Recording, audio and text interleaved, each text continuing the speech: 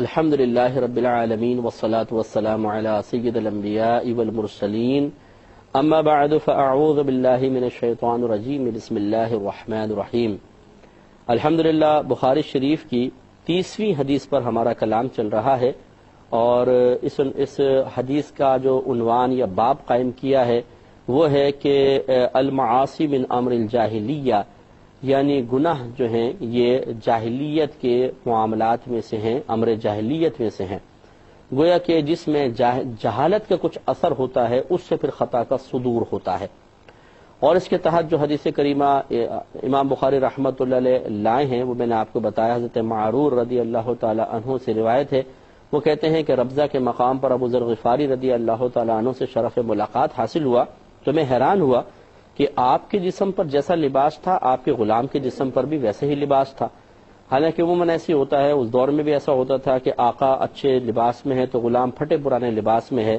اور آقا یہ کیسے پسند کر سکتا ہے کہ میرا غلام لباس کے معاملے میں میرے برابر ہو جائے، تو حیرت زدہ ہوئے کہ یہ مساوات تساوی کیوں ہے،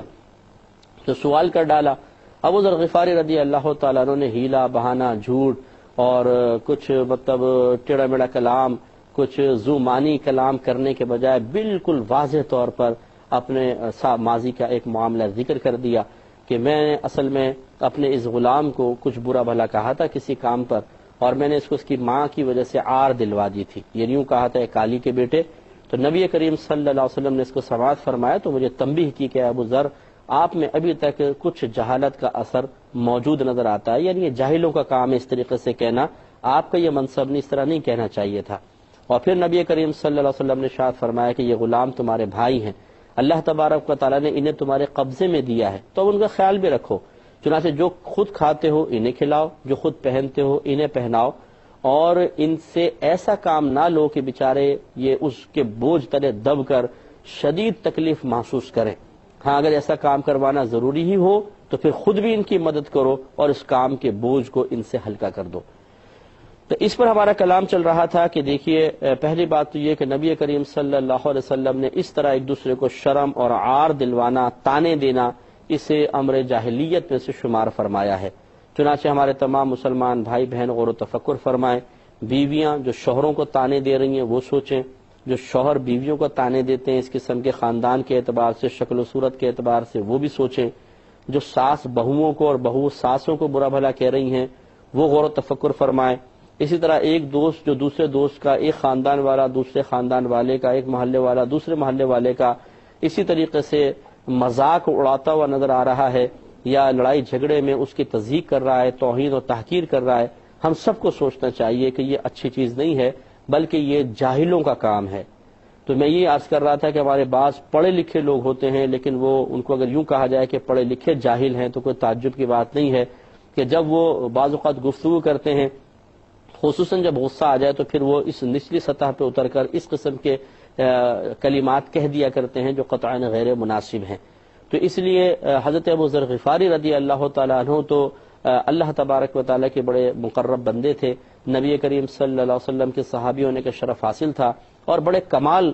کے حامل تھے، لہٰذا آپ نے نہ صرف اپنی خطا کا اقرار کر لیا بلکہ اس کے تدارک کے لیے آپ نے یہ عمل کیا کہ سرکار کے فرمان کے مطابق اپنے غلام کو ویسا ہی لباس پہنانا شروع کر دیا جیسا خود پہنتے تھے، اور لازم بات ہے پھر کھلاتے بھی ہوں گے جیسا خود کھاتے تھے، اور اس کے کاموں میں تعاون بھی کرنا شروع کیا ہوگا۔ لہٰذا ہمیں بھی کوشش کرنی چاہیے کہ اپنی سابقہ زندگی پہ نگاہ دوڑائیں۔ سب سے پہلے تو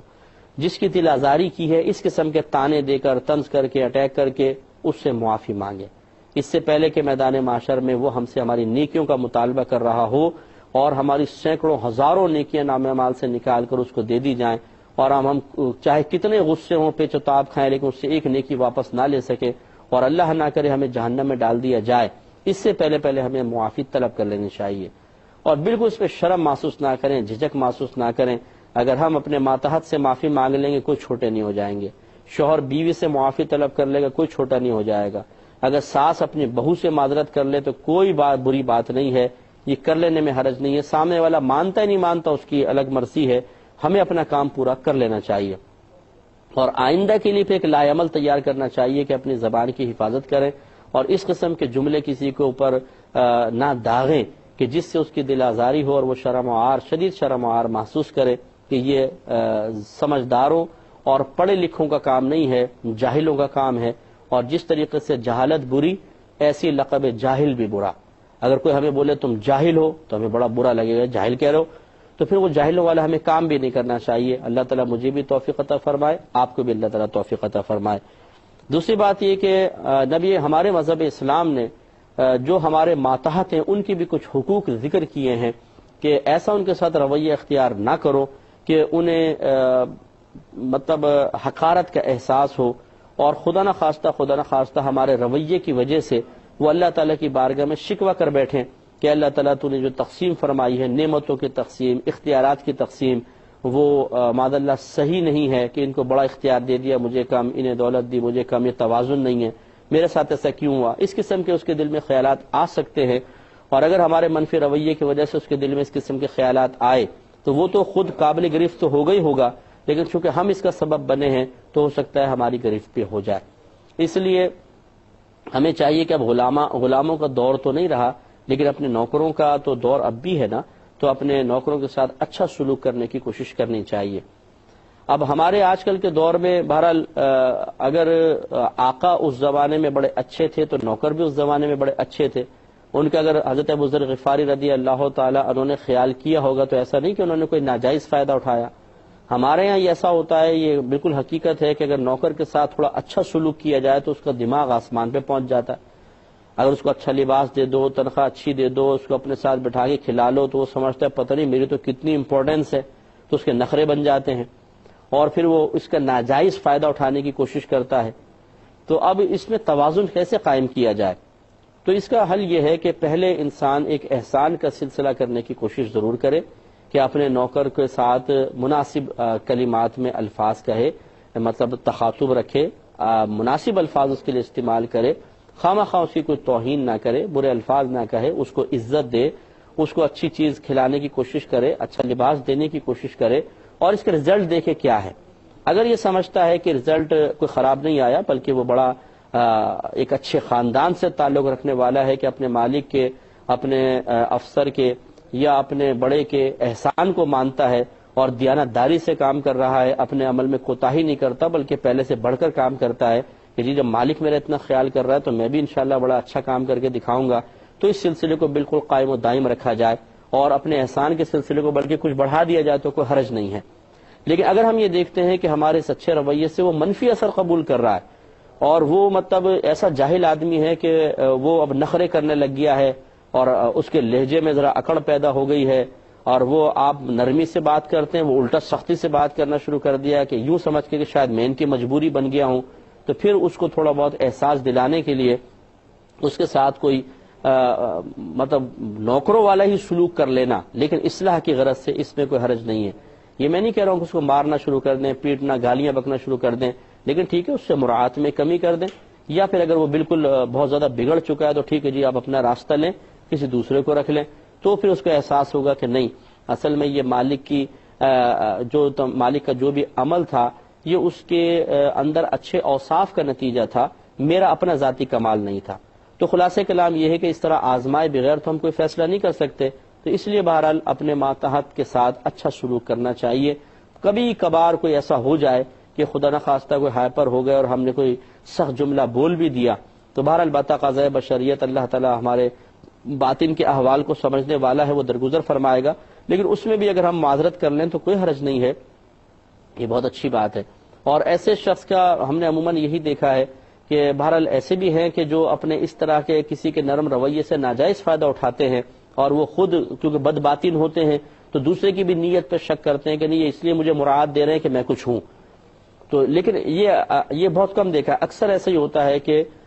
قدر کی جاتی ہے کہ نہیں میرے جب مالک میری قدر کر رہا ہے، میرا سیٹھ میری قدر کرتا ہے تو پھر میں بھی کام کر کے دکھاتا ہوں تو اچھا کام کرتے ہیں، تو بہرحال یہ جب تک ہم آزمائیں گے نہیں تب تک نہیں ہوگا۔ دوسری بات یہ ہے کہ حضرت ابو ذر غفاری رضی اللہ تعالی عنہ کا جیسا خود آپ نے لباس پہنا اسے بھی لباس پہنایا، آپ کا یہ عمل ثابت کرتا ہے کہ آپ کے دل میں تکبر نہیں تھا، غرور نہیں تھا، بڑا پن نہیں تھا، اسی لیے اپنے ماتحت کو اپنے جیسا لباس پہنایا۔ ہم اس طرح کا نہیں کرتے ہیں، ہم ایک نوکر کو نوکر کی سطح پہ رکھنے کی کوشش کرتے ہیں، ہم نہیں چاہتے کہ وہ بہت زیادہ اوپر آئے. تو بہرحال یہ بعض اوقات حکمتاً بہتر بھی ہوتا ہے، لیکن اس میں حکمت اور مصلحت کار فرماؤ یہ بہت اچھا ہے. تکبر و غرور نہیں ہونا چاہیے. اگر تکبراً اور غرور کی وجہ سے ہم نے کسی مسلمان کو حقیر سمجھ کے اسے نیچے رکھنے کی کوشش کی تو ہمارے یہ اوصاف، ہماری یہ صفات رذیلہ یہ اللہ تعالیٰ کی بارگاہ میں ضرور قابل گرفت ہوں گی. اس لیے گھر میں جو خانسامہ ہیں، نوکر ہیں، ماسیاں ہیں، آپ انہیں اچھا لباس دینا چاہیں تو دے دیں، لیکن اگر آپ اتنے اعلیٰ درجے کا نہیں دیتے ہیں جیسے آپ پہنتے ہیں تو یہ کوئی قابل گرفت جرم نہیں ہے، یہ کوئی واجب نہیں ہے کہ آپ ویسے لباس دیں. یہ تو ایک مستحب کام کا بیان ہے. نبی کریم صلی اللہ علیہ وسلم کا حکم کسی چیز کو واجب کرنے کے لیے، اس مقام پر کسی چیز کو واجب کرنے کے لیے نہیں ہے. تو اس لیے یہ ہوتا ہے بعض اوقات کہ اگر آپ نوکر کو اچھا لباس پہنا دیں گے وہ کام کیا کرے گا پھر؟ اگر ڈسٹنگ کرنی ہے، صفائی کرنے تو نہیں کر سکے گا. ہاں یہ ہے کہ عید بقرعید پہ آپ نے اچھا لباس دے دیا، ذرا قیمتی لباس دے دیا تو بہت ہی اچھی بات ہے. یوں ہی اپنے ساتھ اسے بٹھا کر کھلانا،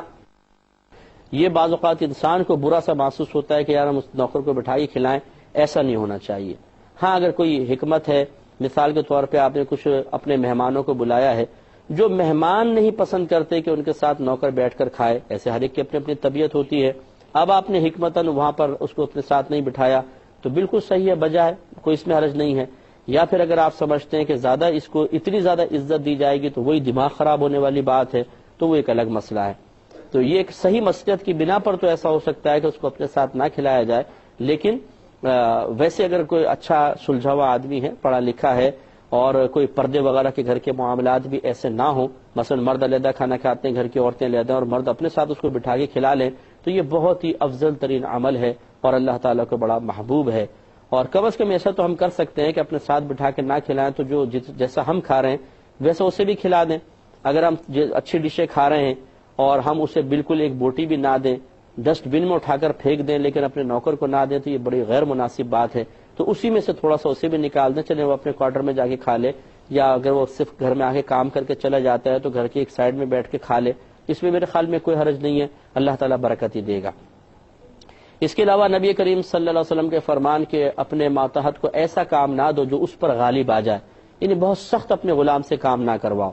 ہمارے ہاں بھی ایسا ہوتا ہے، ایک تو چائلڈ لیبر ہمارے ہاں ہوتی ہے، یہ ویسے ہی شرعاً بھی منع ہے اور ہمارے قانون کے اعتبار سے بھی منع ہے کہ چھوٹے چھوٹے بچوں سے اتنا سخت کام کروایا جاتا ہے کہ الامان والحفیظ،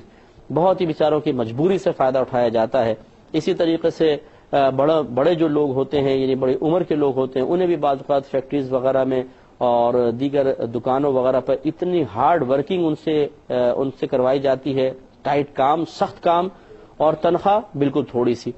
یہ اصل میں کسی کی مجبوری سے ناجائز فائدہ اٹھانا ہے. ایک آدمی غریب ہے بیچارہ، اس کے گھر کا دار و مدار اسی نوکری پر ہے، آپ اس لیے اس کی مجبوری سے فائدہ اٹھا رہے ہیں. اس سے 3 آدمیوں کا کام لے کے تنخواہ ایک آدمی کی دے رہے ہیں، کل بروز قیامت اس کا حساب دینا پڑے گا. آج تو بڑی چالاکی اور سمجھداری سے فخراً بتاتے ہیں، ارے بھائی اپنے تو ایک آدمی رکھتے ہیں، 3 آدمی کا کام نکال لیتے ہیں. یہ سمجھداری ہوشیاری نہیں ہے. یہ اپنے آپ کو بالکل ایسا سمجھ لے کہ کوئی دلدل میں اتر رہا ہو اور پھر وہ فخر کر رہا ہو کہ ہم تو جب زمین پہ چلتے ہیں تو پاؤں رکھتے ہیں تو زمین بھی دب جاتی ہے ہمارے پاؤں کے نیچے. تو بھائی دب نہیں رہی، بلکہ یہ تو دلدل ہے جو اپنے اندر آپ کو کھینچ رہی ہے، اور ایک وقت آئے گا کہ آپ سر تک اس میں دھنس جائیں گے اور سانس لینا بھی مشکل ہو جائے گا اور دم نکل جائے گا. تو اس لیے آپ کو ہمیں یہ دیکھنا ہوگا کہ جب ہم کسی کو اپنا ماتحت رکھتے ہیں تو کام کے 3 درجے ہوتے ہیں. ایک اعلیٰ درجہ ہوتا ہے، ایک اوسط درجہ ہوتا ہے، ایک ادنا درجہ ہوتا ہے. تو آپ پہلے اس سے طے کریں کہ کس طرح کا کام کروائیں گے، اعلیٰ درجے کا، اوسط درجے کا، ادنا درجے کا. پہلی بات تو یہ. دوسری بات یہ کہ اعلیٰ کے اعلیٰ پیسے ہوں گے، اوسط کے اوسط، ادنا کے ادنا. اور یہ پھر اپنے پاس سے ہم طے نہیں کر سکتے، بلکہ عرف میں دیکھیں کہ اگر کوئی اس قسم کا جو ہم کام کروانا چاہتے ہیں اور اعلیٰ درجے کا کام ہو تو اس کے کیا ریٹ عموماً مارکیٹ میں چل رہے ہیں، کیسی اجرت دی جاتی ہے، اوسط درجے کی کتنی اور ادنا درجے کی کتنی. جس درجے کا آپ کام کروانا چاہتے ہیں عرف کے مطابق جو تنخواہ اس کی بنتی ہے وہ آپ کو دینی چاہیے. اگر آپ کسی کی مجبوری سے ناجائز فائدہ اٹھا کر کام اعلیٰ درجے کا لیں اور اس کو تنخواہ اوسط درجے یا ادنا درجے کی دیں تو یہ بہرحال اس شخص نے آپ سے اگر معاہدہ کر لیا کہ ٹھیک ہے میں کر رہا ہوں تو یہ ایک الگ بات ہے، بیچارہ مجبور ہے، لیکن بروز قیامت اس کا حساب ضرور دینا پڑے گا کہ آپ نے سخت اس سے کام لیا اور اس کی مجبوری سے فائدہ اٹھایا۔ اس لیے کوشش یہ کرنی چاہیے کہ کام پھر اس سے اتنا ہی لیں جتنا اس تنخواہ کے اندر آپ واقعی کسی سے کام لینا چاہیے تھا۔ بالفرض اگر آپ اس کی جگہ ہوتے اور وہ آپ کا افسر ہوتا تو آپ کی تمنا اور خواہش کیا ہوتی؟ ایک لمحے کے لیے اس پر بھی ذرا توجہ کرنی چاہیے۔ اس وقت تو ہماری زبان سے بڑے بڑے الفاظ نکل رہے ہوتے ہیں اور ہم بد دعائیں دے رہے ہوتے ہیں کہ بیڑا غرق ہو جائے، سیٹ کا کام 3 آدمیوں کو لیتا ہے، تنخواہ 1 آدمی کی دیتا ہے۔ اب آپ دوبارہ واپس آ جائیے، اسے نوکر سمجھے، اب مالک بن جائیے۔ اب بتائیے کہ آپ بد دعا کے مستحق بنتے ہیں کہ نہیں بنتے ہیں؟ تو اس لیے ہماری گزارش یہ ہوگی، ہم سے سمجھا سکتے ہیں بھائی اور کچھ بھی نہیں کر سکتے، اگر برا لگ رہا ہو کسی کو یہ بات تو معذرت کے ساتھ،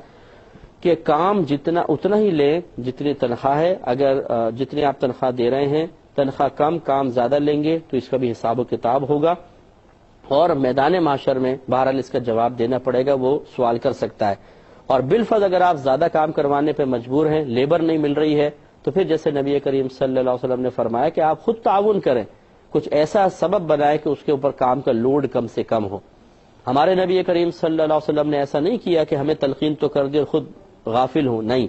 بلکہ سیدہ عائشہ صدیقہ رضی اللہ تعالی عنہا خود اس حدیث کے راویہ ہیں، کہتی ہیں کہ نبی کریم صلی اللہ علیہ وسلم اپنے خادم کے ساتھ مل کر اس کا ہاتھ بٹایا کرتے تھے، بعض اوقات تو چکی تک پیس لیا کرتے تھے۔